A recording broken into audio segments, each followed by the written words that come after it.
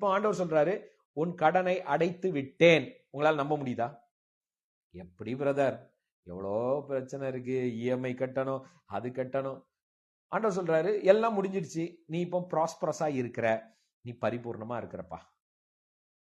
உங்களால அதை அதை அதை ஏற்றுக்கொள்ள முடியுதா? அதை ஏற்றுக்கிட்டீங்கன்னா கானானுக்குள்ள ஈஸியா போயிடலாம், அந்த ஆசீர்வாதத்தை அனுபவிச்சிட முடியும். ஆபிரகாமுக்கு என்ன சொன்னாரு? கானான் தேசத்தை கொடுத்தேன். ஆண்டவர் சொல்லிட்டாரு, முடிஞ்சிடுச்சுங்கிறாரு. ஆனா எப்போ, எத்தனை வருஷம் கழிச்சு நடக்குது?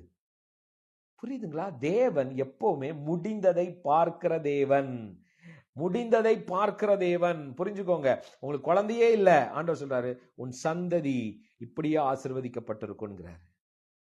குழந்தைங்களை ஆண்டவர் பார்க்கிறாரு. உங்க பிள்ளைகளுடைய திருமணத்தை ஆண்டவர் பார்க்கிறார். நீங்க யோசிக்கலாம், எப்படி திருமணம் ஆகும், நான் எப்படி கல்யாணம் பண்ணி கொடுக்க போறேன், என் பொண்ணை எப்படி கட்டி கொடுக்க போறேன், என் பையனை எப்படி கட்டி கொடுக்க போறேன்.